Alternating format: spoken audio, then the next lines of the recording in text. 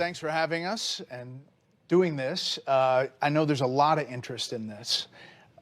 You know, first let me start with you, Elon. What are the budgetary savings goals, and how much do you think you've achieved so far? Our goal is to reduce the deficit by $1 trillion. From a nominal deficit of $2 trillion to try to cut the deficit in half to $1 trillion, or looked at it in total federal spending to drop the federal spending from $7 trillion to $6 trillion. We want to reduce the spending by eliminating waste and fraud, reduce the spending by 15%, which seems really quite achievable. The government is not efficient, and there's a lot of waste and fraud. So we feel confident that a 15% reduction can be done without affecting any of the critical government services. I'm going to talk to all the guys. If not making it better. I'm going to talk to all the guys here about the specifics. But for you, what's the most astonishing thing you've found out in this process? The sheer amount of waste and fraud in the government. It is astonishing. It's mind-blowing. We routinely encounter wastes of $1 billion or more, casually. For example, like the simple survey that was literally 10-question survey that you could do with SurveyMonkey, cost you about $10,000. The government was being charged almost $1 billion for that. For just the survey? $1 billion for a simple online survey. Do you like the national park? And then there appeared to be no feedback loop for what would be done with that survey. So the survey would just go into nothing. It was like insane. You technically are a special government employee, and you're supposed to be 130 days. Are you going to continue past that, or do you think that's what you're going to do? Or?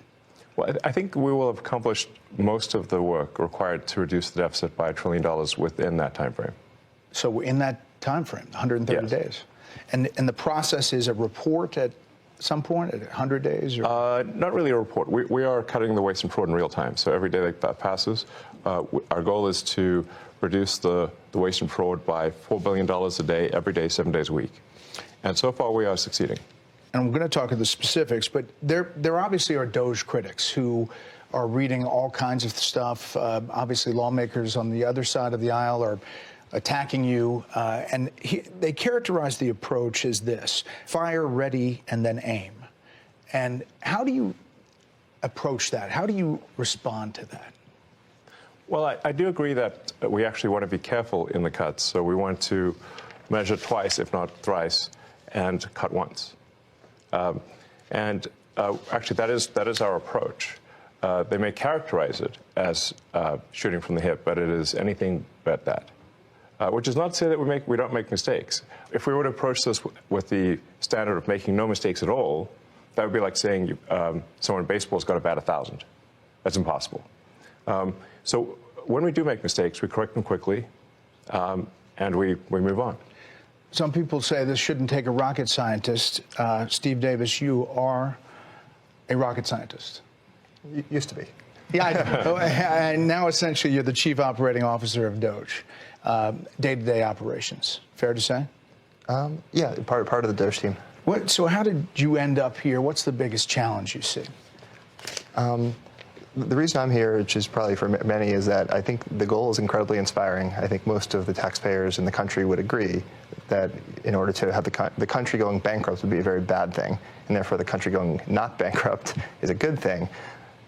That all of us are willing to kind of put our lives on hold in order to do. I think the thing that's special right now is we actually believe there's a chance to succeed, that there's an administration that's supportive and a great cabinet and just a great group that will actually make success a possible outcome. And I think that's, given the inspiring mission and given the non-zero chance of success, it was worth doing. I'd just like to sort of re-emphasize that point. The success of DOGE is only possible with President Trump and with the outstanding cabinet that he selected. It would be impossible without the support of the president and the cabinet. But you're finding the money. I mean, it's big numbers, right? Yeah, like Elon said, the minimum impulse bid is often $1 billion. So, for example, the $830 million, which was the online survey, that's an enormous amount of money. That wouldn't have been found if the DOGE team wasn't working with it, in that case, the Department of Interior. But then taking it one step further, DOGE then publishes these things on our website for maximum transparency. So now the general public, it would have been impossible for the general public to have seen that. Now anyone can just log into doge.gov anytime and see these payments. As they're not yet in real time, they're close, but they'll probably be in real time within the next few weeks. But the process, it still involves Congress, right? At some level? We try to keep Congress as informed as possible, but the law does say that money needs to be spent correctly. It should not be spent fraudulently or wastefully. It's not contrary to Congress to avoid waste and fraud. It is consistent with the law and consistent with Congress. And we've seen actually great support, at least from the Republican side of the House, and occasionally some Democrats too. It's nice to see people cross the aisle once in a while. But usually when they attack DOGE, they never attack any of the specifics. So they'll say what we're doing is somehow unconstitutional or illegal or whatever. We're like, well, which line of the cost savings do you disagree with? And they can't point to any. And we list them all on doge.gov and the DOGE handle on X. And you'll see just outrageous things, one outrageous thing after another. Joe Gabbia, besides Elon, you're one of several billionaires here, co-founder of Airbnb, and you wanted to help out. I bumped into Anthony and Elon probably back in February, and they told me something about a mine that was dealt with retirement, and they said they needed somebody to help out to fix retirement in the government. I loved the challenge, so I jumped on board, and it turns out there is actually a mine in Pennsylvania that houses every paper document for the retirement process in the government. Now picture this. This giant cave has 22,000 filing cabinets, stacked 10 high to house 400 million pieces of paper. It's a process that started in the 1950s and largely hasn't changed in the last 70 years. And so as you dug into it, we found retirement cases that had so much paper, they had to fit it on a shipping pallet. So the process takes many months, and we're going to make it just many days. Will it be digitized, or how? Absolutely. So this will be an online digital process that will take just a few days at most. And I really think, it's an injustice to civil servants who are subjected to these processes that are older than the age of half the people watching your show tonight. So we really believe that the government can have an Apple Store-like experience, beautifully designed, great user experience, modern systems. Because right now, it's by hand. Yes, the retirement process is all by paper, literally with people carrying paper in manila envelopes into this gigantic mine. So they can't retire more than a certain number every month. Yes. About 8,000 a month. That's how the reason we discovered it was we were saying, like, well, let's encourage voluntary retirement. They said, well, the most they could do is 8,000 a month.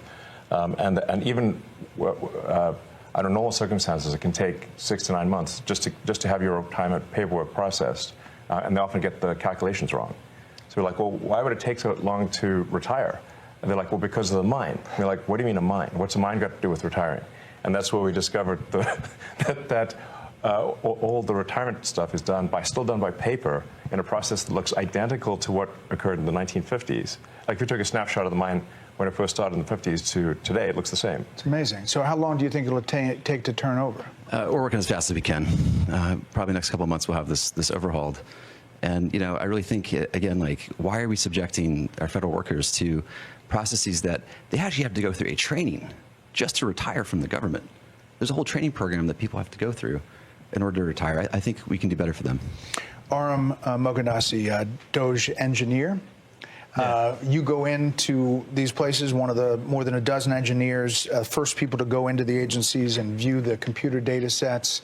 Tell me what you're finding, and for people who don't understand how that process works, explain it for them. Yeah. I'll say the first thing that got me really excited about DOGE was learning basically the state of government computers. By some estimates, government IT costs about $100 billion, and it's funding systems that are over 50 years old, in the case of something like Social Security or the IRS. So really critical systems are old. They cost a lot of money to maintain, and they can be, the efforts to improve them are often very delayed. So I thought I'm a software engineer that maybe can make a difference here, and that's really what inspired me at a high level. There's a lot of mystery about Social Security and a lot of words about it from, here's what Democrats have been saying about it. It's absurd that Elon Musk is trying to eliminate billions of dollars from Social Security. Elon Musk and President Trump have set their sights on cutting Social Security. Their goal is clear: destroy Social Security from within. You're in the building. I mean, you're in the computers. What's happening there? What are you doing? Yeah, it doesn't line up with my experience on the ground. And I'll say the two improvements that we're trying to make to Social Security are helping people that legitimately get benefits, protect them from fraud that they experience every day on a routine basis, and also make the experience better. And I'll give you one example is at Social Security, one of the first things we learned is that they get phone calls every day of people trying to change direct deposit information. So when you want to change your bank account, you can call Social Security. We learned 40% of the phone calls that they get are from fraudsters. 40%. That's right. Almost half. Yes, and they steal people's Social Security is what happens. Is they call in, they say, they claim to be a retiree, then they convince the Social Security person on the phone to change where the money's flowing. It actually goes to some fraudster. This is happening all day, every day. And then somebody doesn't receive their Social Security. It's because of all the fraud loopholes in the Social Security system. How do you reassure people that what you all are doing is not going to affect their benefits? No, in fact, what we're doing will help their benefits. Legitimate people, as a result of the work of DOGE, will receive more Social Security, not less. I want to emphasize that. As a result of the work of DOGE, legitimate recipients of Social Security will receive more money, not less money. All right. I want to emphasize that point and let the record show that I said this, and it will be proven out to be true. Let's check back on this in the future. So, Washington Post, the Social Security Administration website crashed 4 times in 10 days this month because the servers were overloaded, blocking millions of retirees and disabled veterans from logging into their online accounts. Freaked people out. Is that going to change? Yes, we're going to make sure that the website stays online. Yeah. I mean, but is it a result of going in there No. or something you're doing? No. The amount of issues that were with the Social Security system are enormous. As an example, there are over 15 million people that are over the age of 120 that are marked as alive in the Social Security system. And that's an accurate figure. Yes. Correct. 15 million. Correct. This has been something that's been identified as a problem, again, pre-existing problems, since 2008 at least, from an IG report. So there were some great people working at the Social Security Administration that found this, 2008, and nothing was done. And so 15 to 20 million Social Security numbers that were clearly fraudulent were floating around that can be used only for bad intentions. There'd be no way to use those for good intentions. And so one of the things the DOGE team is doing is carefully and very methodically looking at those and making sure that any fraudulent ones are eliminated. Brett Smith, working at HHS, and obviously another element is Medicare and Medicaid, NIH. What are you finding? Yeah. Well, I'd say there's a couple things we're really committed to in our work at HHS. Number one, making sure we continue to have the best biomedical research in the world. And number two, making sure, which President Trump has said over and over again, that we 100% protect Medicare and Medicaid. But there's a lot of opportunity. So if I take NIH as an example, today, if you're an NIH researcher and you get a $100 grant at your university, today you get to spend 60 of that and your university spends 40 of that. The policy that we're proposing to make is that you get to spend 85 of that and your university spends 15. So that's more money going directly to the scientists who are discovering new cures. Another example at NIH is today they have 27 different centers. They got created over time by Congress, and they're typically by disease state or body system. There's 700 different IT systems today at NIH. 700 different IT systems. IT software systems. They can't speak to each other. So they don't talk to one another. They have 27 different CIOs. And so when you think about making great medical discoveries, you have to connect the data. Time out. You said 27 different chief information officers? Correct. And most of them are non-technical. So there's a lot there. There's a lot of opportunity. It will make science better, not worse. And when I say that our job is tech support, I really mean it. Yeah. We have to fix the computers. If the computers can't talk to each other, you can't get research done. If the computers can't stay online, people won't receive their Social Security. So what we have here are a bunch of failing computer systems that are preventing people from receiving their benefits, that are preventing people from preventing research from happening, that are extremely vulnerable to fraud, and we're fixing it. And does that include AI? Does that include kind of changing the system overall? That's, I guess, what people are afraid of, is they don't know what this is all looking like, and is it going to affect me in the long term? It's going to affect them. It's going to affect people very positively. So the changes that we're doing here will ensure the solvency of the American government, of the United States of America. This is what we're trying to do, is ensure that people do receive their benefits in the future. And you can only receive your benefits if the country is operating in a healthy and competent way. Up next, how the DOGE team plans to streamline some federal jobs and agencies. And later, Elon Musk answers some of your questions that you asked via X. Anthony Armstrong, DOGE, Office of Personnel Management, you're a Morgan Stanley banker, M&A guy. Yeah. You know money, and this is a lot of money sloshing around. There's a lot of money sloshing around. There's a lot of money sloshing out the door. And if you look at the federal government and the way the workforce works, it's really a one-way ratchet over decades. So it's only going up. It's only going up. You never take it away. So that leaves you with duplicative functions, it leaves you with overstaffing, and it leaves you with functions in the wrong places. So a couple of examples. Duplicative functions. Brad mentioned 27 CIOs. If you kept going with Brad, he would talk about the communications office. I think you've got 40 distinct communications offices in HHS, right? Yeah. 40? Yeah, and that's not unusual, by the way. Multiple offices like that. It's also not making anyone healthy. This is not about the employees there. There's many hardworking, well-meaning people who took these jobs. These jobs were out there. They applied for them. They took them. They're doing what's there. It's just that they're duplicating the effort of 40 offices. So you've got that. You've got overstaffing. A good example of overstaffing would be the IRS has got 1,400 people who are dedicated to provisioning laptops and cell phones. So if you join the IRS, you get a laptop and a cell phone, you're provisioned. So if each of those IRS officers or employees provisioned 2 employees per day, you could provision the entire IRS in a little more than a month. So 12 times a year, you can re-provision. Why would you have 1,400 people whose only job it is to give out a laptop and a phone? Right. The whole IRS could be handled once a month. So that doesn't make any sense. And President Trump's been very clear: it's scalpel, not hatchet, and that's the way it's getting done. And then once those decisions are made, there's a very heavy focus on being generous, being caring, being compassionate, and treating everyone with dignity and respect. And if you look at how people have started to leave the government, it is largely through voluntary means. There's voluntary early retirement, there's voluntary separation payments. We put in place deferred resignation, the 8-month severance program. So there's a very heavy bias towards programs that are long dated, that are generous, that allow people to exit and go and get a new job in the private sector. And you've heard a lot of news about rifts, about people getting fired. At this moment in time, less than 0.15, not 1.5, less than 0.15 of the federal workforce has actually been given a RIF notice. So they've selected if they're leaving. It is basically almost no one's gotten fired. That's what we're saying.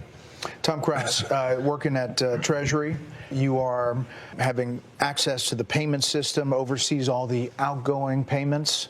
Essentially, those payments were going places we didn't know where they were going, right? Yeah, unfortunately, that's the case, Brett.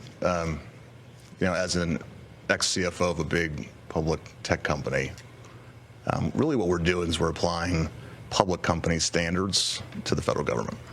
And it is alarming how the financial operations and financial management is set up today. There is actually really only one bank account that's used to disperse all monies that go out of the federal government. Time out. One bank account. It's a big one. It's a big one. It's a big one. It's a big one. A couple weeks ago, it had $800 billion in it, but it's the Treasury General account. So when you hear, some of my colleagues here, what they're talking about in terms of the fraud, you have to ask, well, why is this allowed to happen at a financial level? Well, it's actually quite simple but alarming. The Treasury, up until now, and thanks to President Trump, we're fixing this. In fact, there's an executive order that he just signed the other day, which is protecting America's bank account, because it really is the taxpayers' money. You know, one, we're changing the culture. The culture is been not a lot of caring and not a lot of commitment to doing what's right relative to financial operations. There's a $500 billion of fraud every year. There's hundreds of $billions of improper payments, and we can't pass an audit. The consolidated financial report is produced by Treasury, and we cannot pass it on. We have material weaknesses. What that means is that if I was a public company CFO, I would effectively be removed. I couldn't file financial statements. I couldn't issue securities, which of course we depend on. Can't pass an audit. Right. The federal government cannot pass an audit. It's impossible. In fact, in order to pass an audit, you need the information necessary to pass an audit. You need to have the payment codes, you need to have the payment explanation, and you need to have a person you can contact to understand why that payment was made. None of those things were mandatory until just recently, just a few weeks ago. In fact, maybe last week? Yeah, we're serving 580 plus agencies. And up until very recently, effectively they could say make the payment and Treasury just sent it out as fast as possible. No verification. And so what we're doing is what any household would do. But imagine you're a household, you have a bank account, everyone has an ATM card connected to that account, everyone has a checkbook connected to that account. It's not just your children, it's not just your parents, it's your in-laws, it's your extended family, and they all can go to the account and disperse funds. No questions asked, no justification, no verification. Up next, the DOGE team targets government contracts, and we'll show you what they're finding. Tyler Hassan, Interior Department, you're a former oil company CEO. You're reviewing contracts before they're approved for funding. What are you finding? Well, Elon and Steve kind of stole my thunder a little bit, but I actually found that customer service survey contract. I actually have an example of one right here. I could have done this in high school. And Is that right? I found it. Is that bad? I found it on the weekends because under the Biden administration, there was no departmental oversight within the Department of Interior whatsoever. None. We are now reviewing every single contract, every single grant, and when things come to my attention that don't make sense, I'm bringing them to Secretary Burgum, and he's been fantastic. He's a businessman. He's very supportive of DOGE. It's been wonderful to work with him. Is the battle between government of decades of buildup and business, which you guys are, is that like a train hitting each other? I mean, it seems like it's pretty disruptive. Well, this is a revolution, and I think it might be the biggest revolution in government since the original revolution. But at the end of the day, America is going to be in much better shape. America will be solvent. The critical programs that people depend upon will work, and it's going to be a fantastic future. But are we going to get a lot of complaints along the way? Absolutely. You know, one of the things I learned at PayPal was you know who complains the loudest and with the most amount of fake righteous indignation? The fraudsters. It's a tell. There's some of these NGOs that are crazy, like the $2 billion to Stacey Abrams' NGO that basically didn't exist and suddenly gets $2 billion awarded from the federal government. She has, why? And there are many such cases like that. I think that most people, common sense-wise, would say the fraud's got to end. Yeah. They're concerned about the 94-year-old mother who skips a check or somehow doesn't get what she's supposed to get. Right. And what we're trying to say is actually that the 94-year-old grandmother is actually, as a result of DOGE's work, going to get her check. She's not going to be robbed by fraudsters like she's getting robbed today. And the solvency of the federal government will ensure that she continues to receive those Social Security checks, that Medicare continues to work, without which we're all doomed. The reason we're doing this is because if we don't do it, America's going to go insolvent. We're going to go bankrupt. And nobody's going to get anything. Why are you guys all doing it? I mean, you can pipe up, but you don't have to be here, right? I mean, you don't have to be doing this. I have blessed with 4 beautiful children, my wife and I. But we have a real fiscal crisis. And this is not sustainable. And what's worse, back to my children and everyone else's children, is we are burdening them with that debt. and it's only going to grow. Steve, there's not a lot of hierarchy here. You guys are kind of all approaching it in different, silos, but with the same kind of goal, right? I mean, this is really Silicon Valley, private sector colliding with government. Yeah, exactly. And we're headed in a bad path, but the chance of success exists. And just the one that just is in my head right now, which is a fairly mundane one, but I think is very illustrative, is credit cards. There are in the federal government around 4.6 million credit cards for around 2.3 to 2.4 million employees. This doesn't make sense. Right. And so one of the things all of the teams have worked on is we've worked with the agencies and said, do you need all of these credit cards? Are they being used? Can you tell us physically where they are? I hope they're getting frequent flyers. Actually, on a different note, the rewards program the federal government has is actually not very good. That's a whole other... It's a negotiation. Sorry, yeah, exactly. But so far, the teams have worked together, and they've reduced it from 4.6 million to 4.3 million. So we're taking it easy. But clearly there should not be, more. There should not be more credit cards than there are people. Yeah. Joe, middle-level employees, are they seeing a benefit to being empowered by taking out bureaucracy? I mean, absolutely. I mean, I think what you're seeing is taking the best of Silicon Valley and the business world and bringing it into the government. We're bringing the best practices and the best methodologies, and people are inspired. Right, especially on the retirement process, which I can speak to. They've been trying to modernize and get off of paper since early 2000s, very unsuccessfully.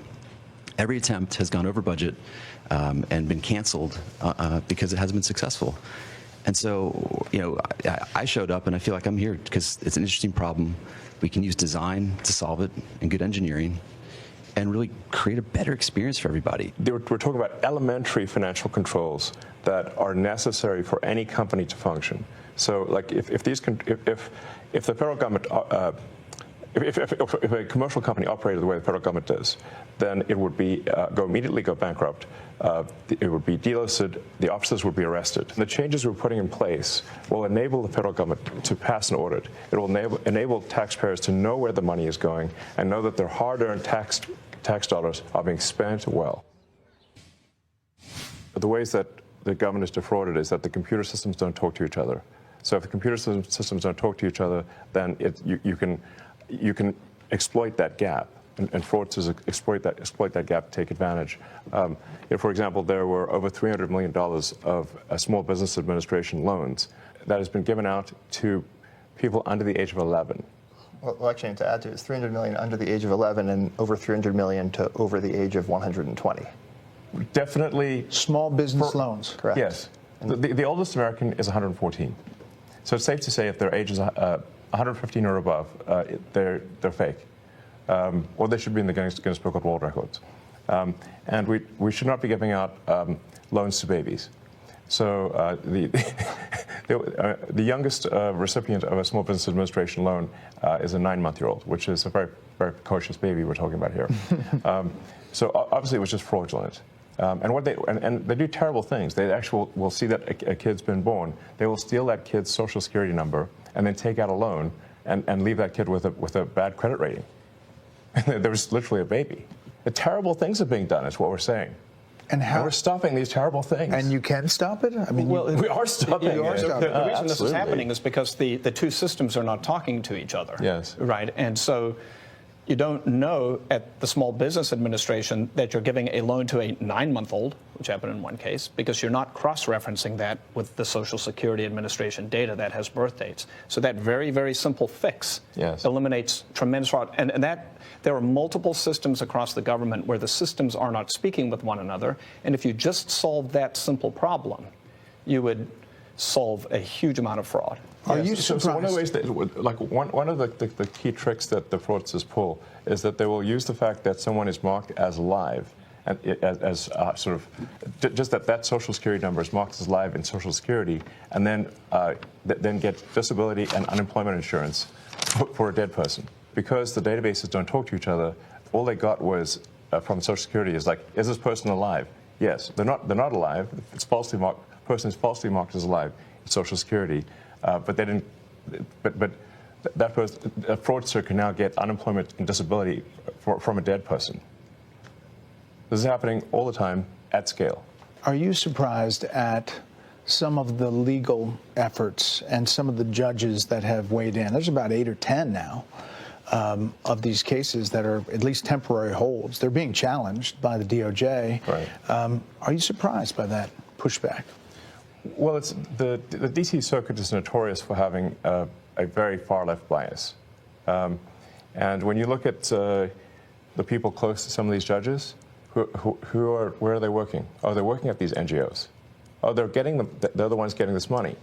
Does that seem like a system that lacks corruption? It sounds like corruption to me.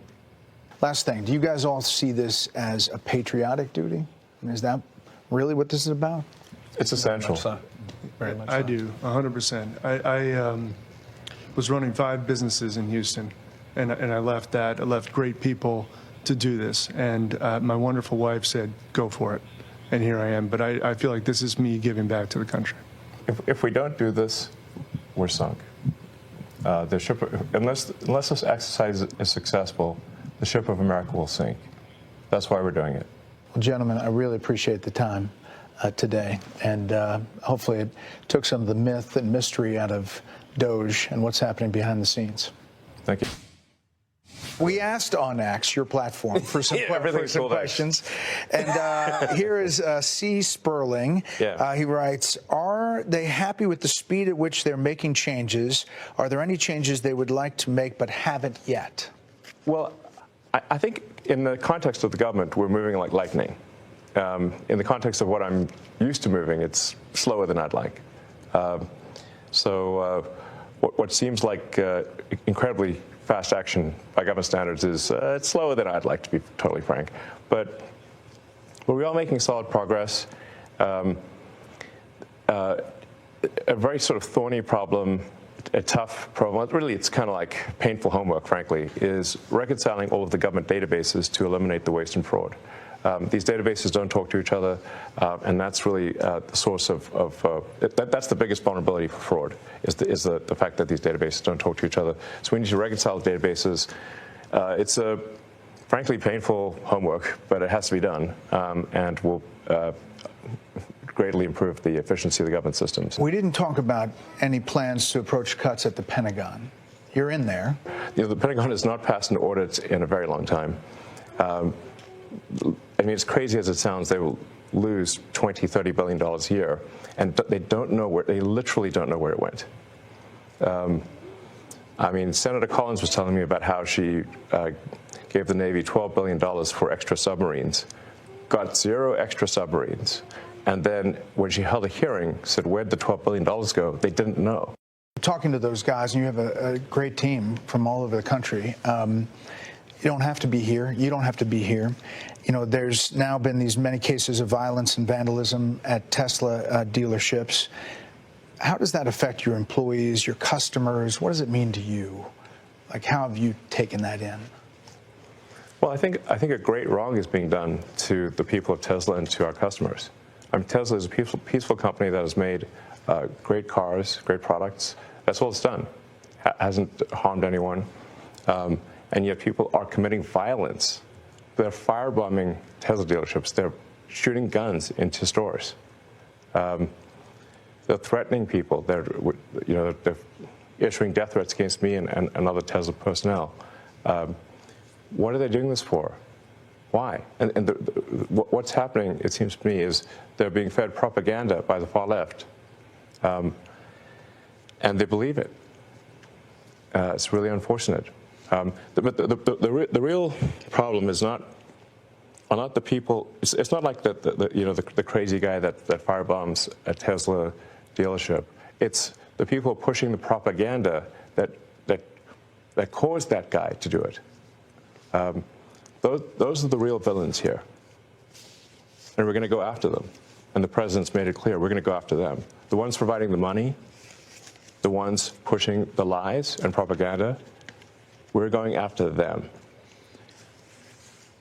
And it's been this evolution. I mean, the last administration was going to mandate electric vehicles, and now you see on the far left some efforts to go after electric vehicles. It's quite something. It is ironic. I mean, it seems like the most ironic outcome is the most likely. But, yeah, I mean... Personally, it's got to take a toll. It does. Yeah. It does. I think there's some real evil out there, and we have to overcome it. I mean, you have been called a Nazi, a white supremacist, a fascist. I mean, they've got the sort of their just to normal name playbook. a few. Yeah. I mean, they've still got it. They haven't. I guess they still need to call me Stalin, Mussolini, you know, whatever, Genghis Khan or whatever. I mean, they've called the president all these things. I think at one point there was a magazine cover which said the president was worse than that President Trump was worse than Hitler, Mussolini, and Stalin combined. And the president hasn't killed anyone. He hasn't started any wars. In fact, he's good at stopping wars. So this is obviously just, they're pushing these lies. And why do they push these lies? And I think that we need to hold people responsible for pushing these lies, because those lies almost got the president killed. What's something that people wouldn't know about the president? You're pretty close to him now. You spend a lot of time with him. What's something that people wouldn't know? I think the president is a good man.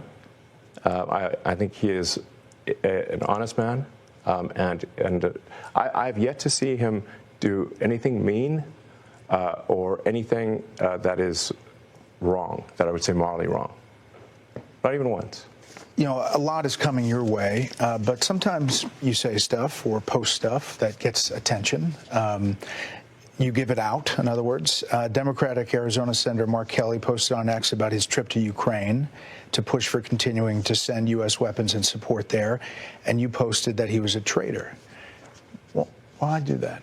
Well, I think somebody should care about the interests of the United States above the interests of another country. And if they don't, they're a traitor. Yeah, but he's a decorated veteran, a former astronaut, a sitting U.S. senator. That doesn't mean it's okay for him to put the interests of another country above America. Obviously, there are some Republicans who think supporting Ukraine is the right thing still, but there is a battle back and forth about how do you think it comes to an end? Well, I think there will be a negotiated peace, and the thing that we should be concerned about is we should have empathy for the thousands of people that are dying every day in trenches, for no movement in the lines. So the borders remain the same. For the past 2 years, thousands of people have died every week for nothing. For what?